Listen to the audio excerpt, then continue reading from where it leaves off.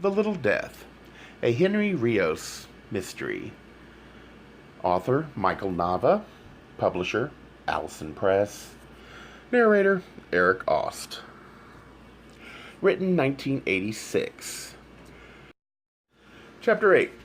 There was a burst of organ music as the doors to the chapel opened, and the Archbishop of San Francisco, flanked by red-skirted altar boys, stepped blinking into the bright light of midday. The university security guards, who had been lounging in the vicinity of the doors, now closed ranks, forming a loose cordon on each side of the funeral procession. I was standing against a pillar next to a camera crew from a local TV station. A blonde woman spoke softly into a microphone. The television lights exploded at the appearance of the first dignitaries emerging from the darkness of the church. The mayor of San Francisco, an alumna, came out on the arm of the president of the university.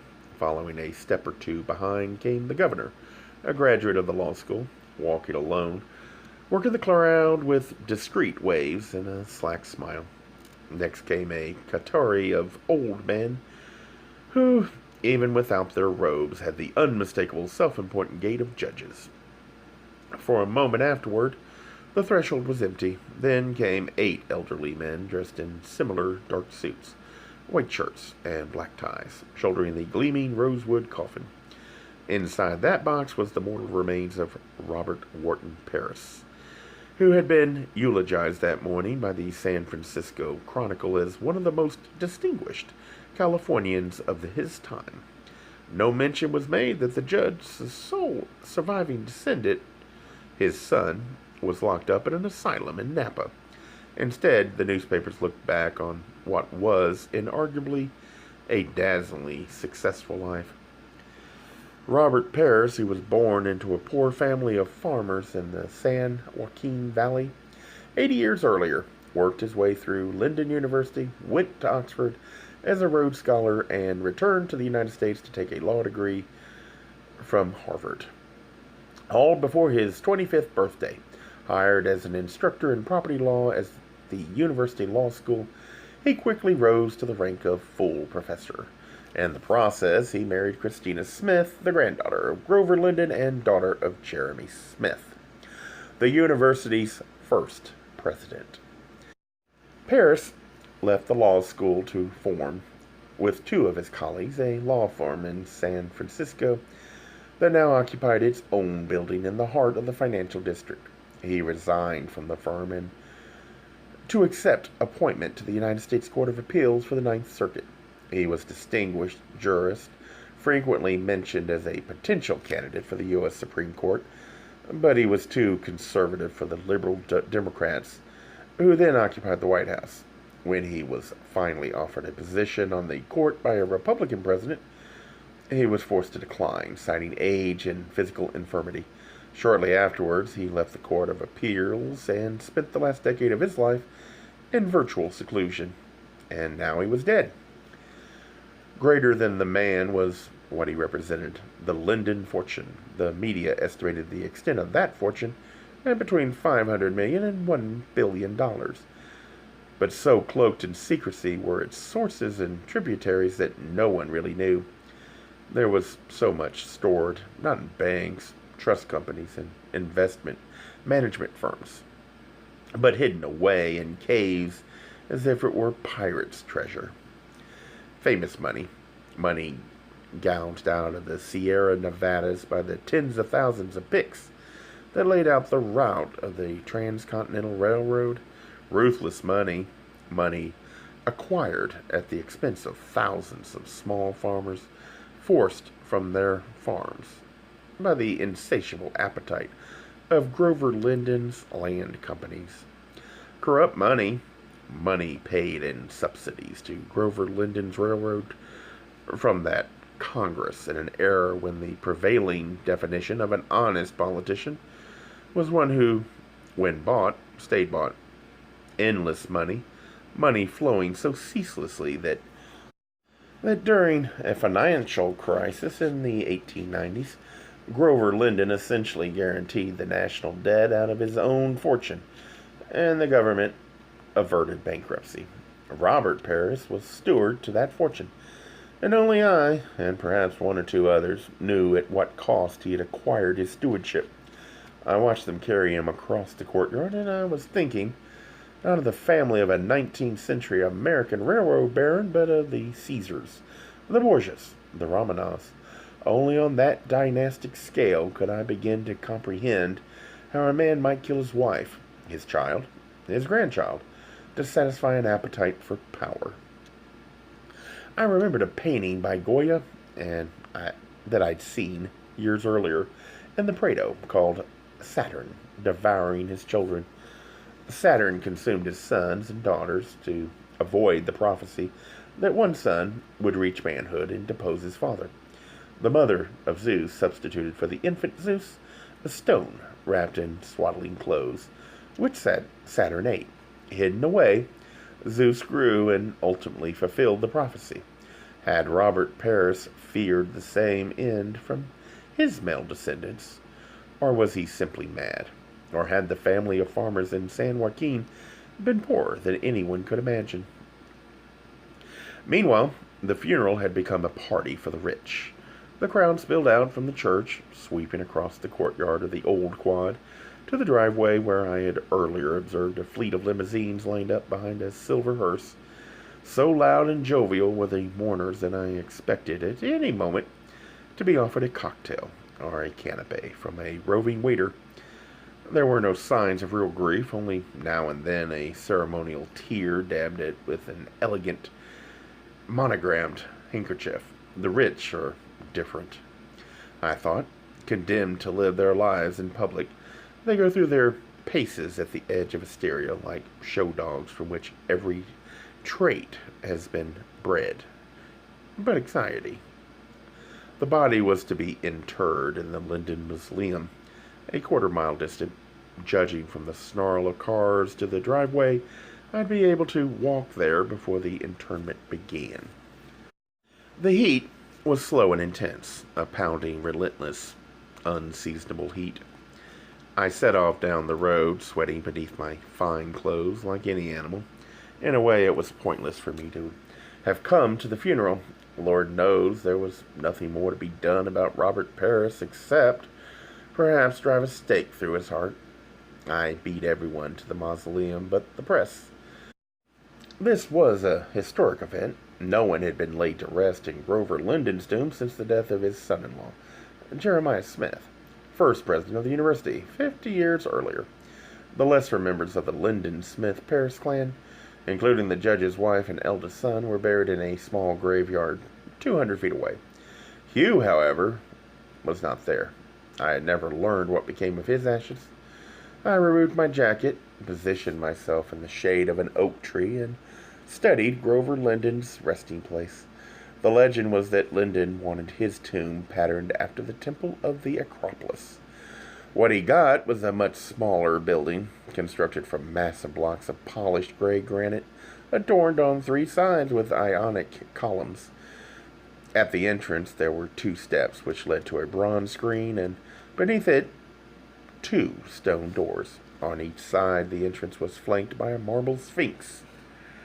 In front of the tomb was an oval of grass, bounded by a circular pathway, a tributary of the footpaths that crisscrossed the surrounding wood. That wood was a popular trysting place, and it was not unusual to find the grounds near the tomb littered with beer cans, wine bottles, marijuana, roaches, and used condoms. Today, however, the groundskeepers had been thorough. I heard cars pulling up and down the cracking of wood as people surged forward from the road, trampling the dry grass and fallen twigs. The more or less orderly procession across the old quad had become a curiosity-seeking mob, red-faced and sweaty, converging from all directions as the university security guards fought to keep open a corridor from the road to the steps of the tomb. I watched a photographer shimmy up one of the venerable oaks and stake out her position among its branches. Finally, the pallbearers appeared, walking slowly and stumblingly across the uneven dirt path. They were preceded by the school's president, who climbed the steps of the tomb and opened the doors. As he fiddled with the locks, one of the pallbearers, an old man, started to sink beneath the weight of his burden. Two security guards hurried up to his side and propped him up, his mouth open, and a vein beat furiously at his temple. "Welcome to Necropolis," a voice beside me murmured. I turned to find Grant Hancock, standing beside me, cool and handsome in a light gray suit. "Do you see that gentleman there?" I followed his gaze to a shadowy corner at the far edge of the crowd, from where a tall, thin old man surveyed the chaos from behind a pair of dark glasses. "John Smith," I said. "I hadn't noticed him at the church." "He wasn't in attendance," Grant said. The old man slipped away. "One titan buries another," Grant remarked. "Cut from the same cloth?" "God, no," Grant said. "Robert Paris was so vulgar he had buildings named in his honor while he was still alive. The only thing for which Smith has permitted use of his name is a rose." "A rose?" "He's an amateur horticulturist," Grant said. "Incidentally, what are you doing here?" "I wanted to make sure he was dead." He picked a fragment of bark from my shoulder and said, "It was an open casket." "He's dead." "Open casket? That was vulgar." "Robert Paris never did anything tastefully except die in his sleep. As for me, when I die, I'd direct my family to bury me without fanfare." I smiled. "When you die, Grant, the tailors and barbers will declare a day of national mourning." "And when you die," he said, not quite as lightly, "I'll miss you." He began walking. "In fact, I missed you the past 4 years." I said nothing, feeling the sun on my neck, thinking of the funeral, thinking of you, thinking as usual of too many things. Grant said, "I've changed." "Only very young people believe that change is always for the better," I said. "I'm mostly interested in holding the line, which is, I guess, the difference between 30 and 34. Am I being re-ejected?" "Again? No." We had reached his car. He leaned against it, and we looked at each other. "I feel very old today," I said, as though I've dissipated my promise and my capacity to love. I felt that way since Hugh died. I don't know what there is left of me to offer. "Let me decide that." I nodded. "I'll drive up this weekend." "Good. I'll see you then." I walked back to my car and got in. I loosened my tie and rolled up my sleeves, tossing my jacket into the back seat. On the front seat was a book I'd bought that morning, The Poems of C.P. Cavafy. The poet Hugh had mentioned to me that distant summer evening in San Francisco. I glanced at my watch. It was almost 1. Time to drive to the restaurant where I was meeting Terry Ormez for lunch. I picked up the book, flipping through it at the bookstore. I'd marked a page with the little poem that I now read aloud. "The surroundings of the house, centers, neighborhoods, which I see and where I walk for years and years. I have created you in joy and in sorrows. Out of so many circumstances, out of so many things, you have become all feeling for me."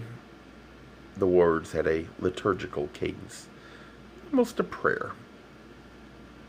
"You have become all feeling for me. I had not come to see Robert Paris buried, but to bury you. And still I was dissatisfied." I put the book down and started up the car. Terry ran her fingertips around the rim of her glass of wine as I ordered another bourbon and water. The lunchtime crowd at Barney's had thinned considerably since we'd been seated an hour earlier. The plate of pasta in front of me was mostly uneaten, but I'd refused the waiter's attempts to clear it away. The presence of food helped me justify the amounts of bourbon I was drinking. Terry wore a satiny cotton dress, white with thin red and blue vertical stripes. A diamond pendant hung from her slim neck. Looking at her, I wondered if she had a lover. I didn't imagine many men could accept her calm self-possession and luminous intelligence without feeling threatened, and just now she also looked beautiful to me. I should be getting back to work, she said, making no effort to move. Instead, she poured the last of the wine from the bottle into her glass. Continuing our conversation, she asked, "What is it you can't accept?" I shrugged. "Robert Paris's death, I guess. I wanted a confrontation, and he ups and dies on me." "But you don't think he was killed?" "No. Apparently, he's been in bad health for years, and he died of natural causes." "Then let it rest," she said. She sipped her wine. "What are you going to do with yourself now?" "I don't know. I'm completely unprepared for anything other than the practice of law." "That sounds like a good reason to do something else." "I agree. But the details of my new life are elusive." The waiter deposited my drink in front of me and made another play from my plate. This time I let him take it. "Just watch the whiskey intake," she said. "I have to get my calories somewhere. You might come to my house for dinner some night." "I'd like that." We looked at each other. "I'm offering as a friend," she said. "I know. I accept." I saw her look away. What did she see when she looked at me? I wondered.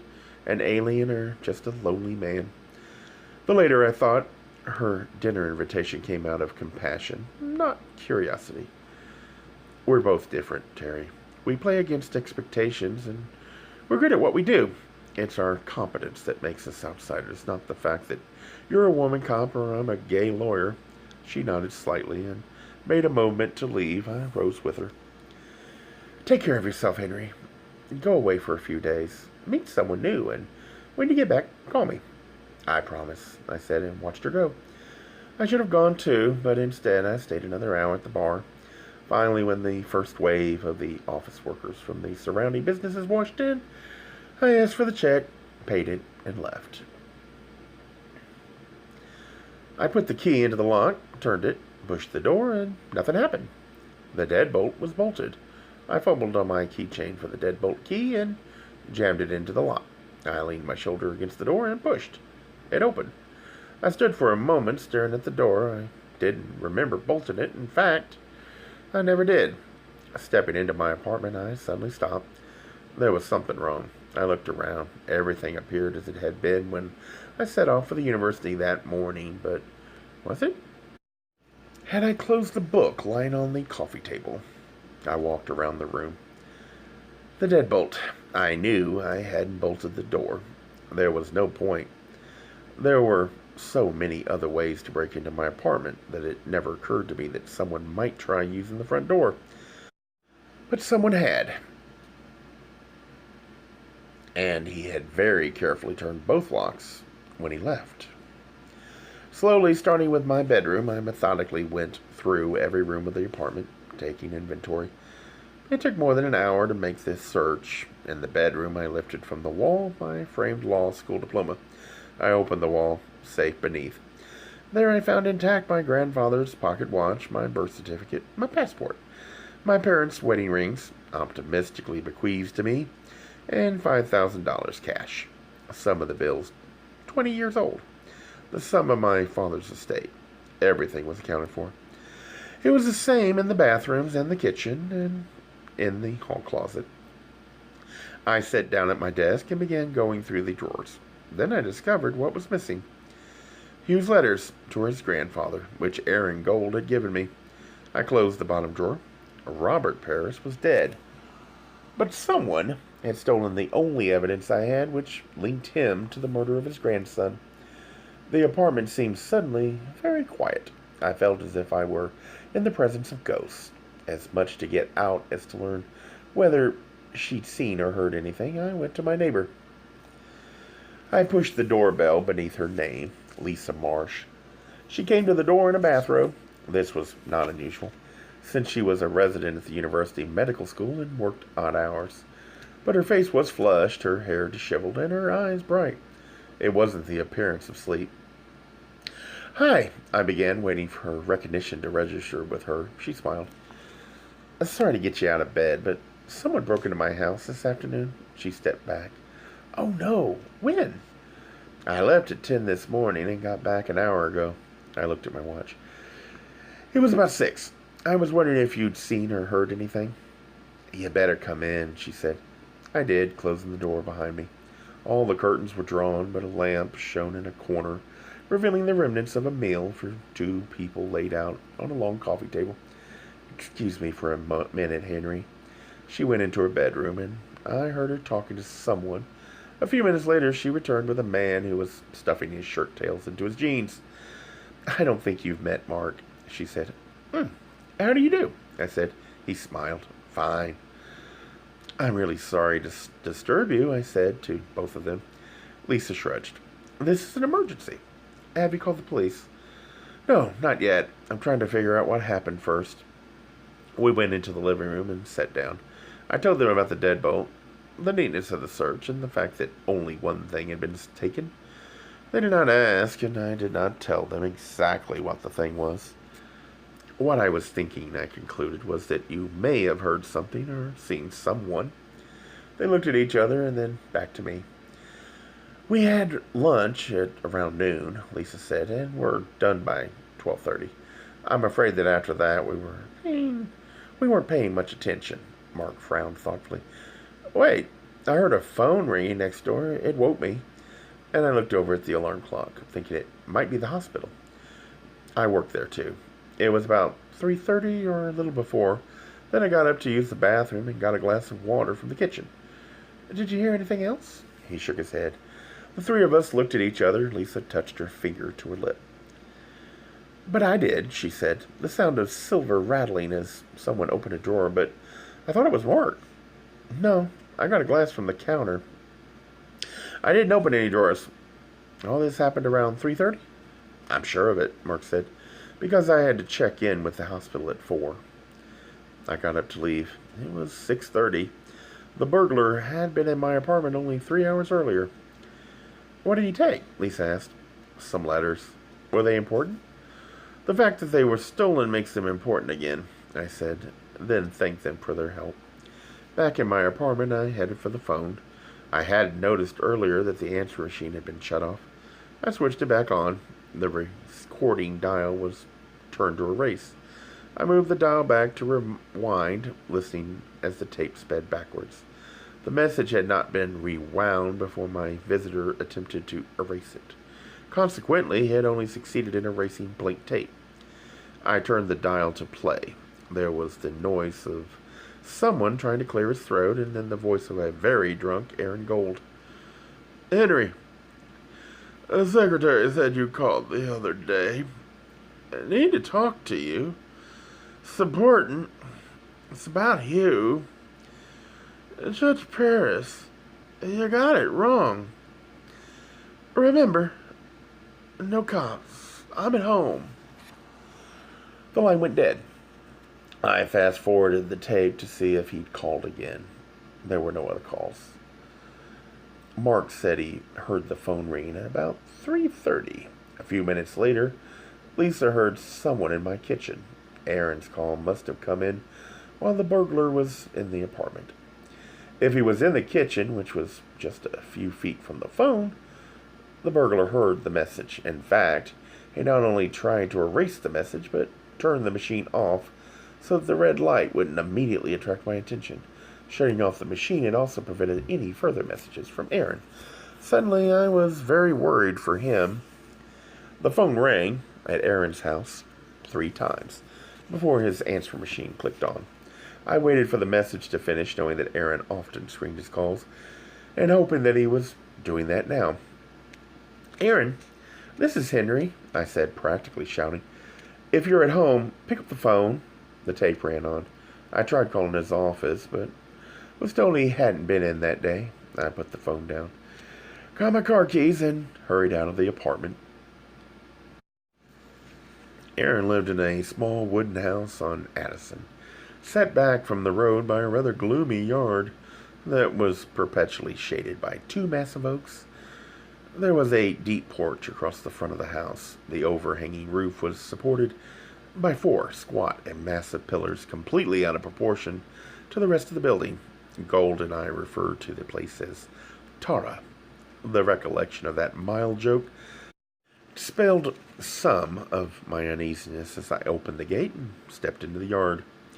It was dusk, and the shadows were at their deepest. Aaron's brown BMW was parked a little crookedly in the driveway. There were lights on behind the drawn curtains, but the house was still. I heard a noise, a movement on the side of the house, and the narrow strip of yard between the building and the fence that bounded the property. Abruptly, I stopped, turned, and sped toward the side yard, moving as quietly as I could. When I reached the edge of the building, I stopped and listened. Another noise. Fainter breathing? I slowed my own breath. Someone had been coming up the side yard when he heard me open the gate. Now he was standing still, wondering as I had wondered at the source of the noise. I crouched, walked to the very edge of the building, and then sprang. For an instant, no longer than a heartbeat, we saw each other through the evening shadows. He raised his arm to his chest, holding something in his hand. I balled my hand into a fist and brought it down on his wrist as hard as I could. Startled, he dropped what I now saw was a gun. He gasped, turned, and started running. I stooped down, retrieved the gun, and ran after him. He was scrambling over the redwood fence when I got to the backyard. "Stop!" I shouted, training the gun in his back. I squeezed the trigger and then released it. It seemed suddenly darker as a burst of adrenaline rushed to my head. He was wearing what? Dark pants, a dark shirt, taking the wall like an athlete. I knew that in another second it would be too late to stop him. I had to stop him. But shoot him? I was going to shoot a man. This wasn't even remotely a situation of self-defense. I held on to the gun and ran for the fence. He was nearly over the top. With my free hand, I reached up and grabbed his ankle. He kicked free in another second. I heard him drop to the ground on the other side. I clambered up the fence, trying to get footholds on the rough wood. Reaching the top, I looked down at the alley which ran the length of the street. He was gone. He had run to the end of the block, or else had gone into someone's backyard. I let myself drop back, try to remember his face. I thought as I made my way back to the house. The back door was ajar. I entered the house through the kitchen. "Aaron," I said in a whisper. There was no answer. I groped for a light switch, found it, and turned it on. The fluorescent light blinked on, filling the room with a white electric glare. From the doorway of the kitchen, I could see into the dining room and to the arched entrance that led into the living room. There was a light on in there. I stepped into the dining room and repeated Aaron's name. There was no answer. I crossed the room to the archway, holding the gun loosely at my side. Aaron Gold slumped forward in a brown leather armchair, his chest on his knees, his fingertips scraping the floor, blood dripping steadily from his lap to a bright circle beneath him. On the table beside the chair was an empty bottle of Johnny Walker Red, a glass, and a small pitcher of water. The strongest smell in the room was of alcohol. He'd probably been too drunk to know what was happening. I took no comfort from this. I started toward him. There was a loud noise out on the porch, the sound of footsteps and voices. Someone was pounding on the door. "This is the police. Mr. Gold, open up. This is the police." Numbly, I went to the door and pulled it open. A young officer was flanked by 3 other cops. I opened my mouth to speak, but before I could utter a word, one of them said, "He's got a gun!" As soon as the sentence was out, there was 4 guns on me. "Drop it," the first officer said. I let the gun slip from my hand to the front floor. "Now, step outside, nice and easy." "All right," I said, regaining my composure. "But my friend is hurting there." "We'll take care of him in a minute." One of the other officers directed me to turn, put my hands up against the wall, and spread my legs, the felony position. I did as I was told. Another of the officers stepped into the house, and I heard him mutter, "Jesus Christ," to the officers outside. "Get the paramedics." I was searched, handcuffed, and ordered to remain standing against the wall. "This is a mistake," I said to the officer watching me. "It sure is," he replied. Now I heard the shriek of sirens as the paramedic unit shattered the stillness of the night. I had often heard that noise and wondered to what tragedy they were being summoned. This time I knew. The officer who had first come to the door approached me, pen and pad in hand. What's your name? Henry Rios, I said. He looked me over, perhaps out of deference to the fact that I was still wearing most of my suit from the funeral. He called me Mr. I'm going to read you your constitutional rights. Listen up. He began to read from the Miranda card in the dull drone that I'd heard so many times before when I was a public defender. I had about 15 seconds in which to make up my mind whether to talk to him or not. Do you understand these rights? He was asking. Yes, I replied. Do you want a lawyer? I am a lawyer, I said. The answer startled him, and then he searched my face carefully.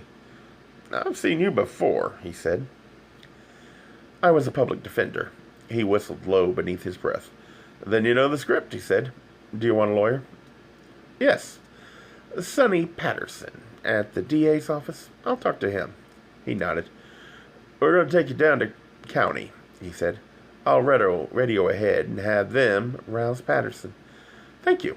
He turned to one of his fellow officers. Take him. What charge? The other asked. 187, the first officer replied. Penal Code, Section 187, murder. Out in the street, the paramedics had arrived.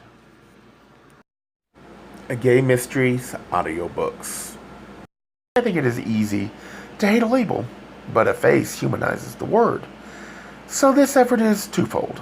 To offer comfort to those like myself that your world didn't end because you don't fit into the view of acceptable society on both sides. And in hopes of helping those with family that are LGBTQ, that it doesn't mean we are aliens from the child they once knew. Reassure them so they can maybe be supportive at the same time, being true to their values.